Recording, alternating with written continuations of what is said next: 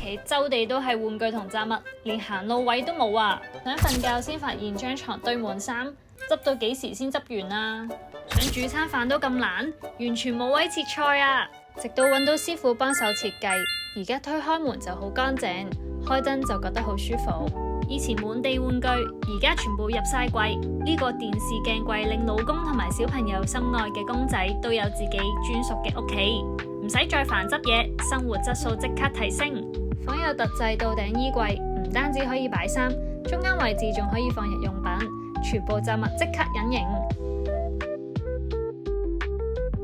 廚房就喺媽咪種地，一定要有儲物空間先得，煮飯都開心啲。返到屋企應該係享受，而唔係執嘢。想你間屋好住又整齊，即刻 DM 我哋免費諮詢啦！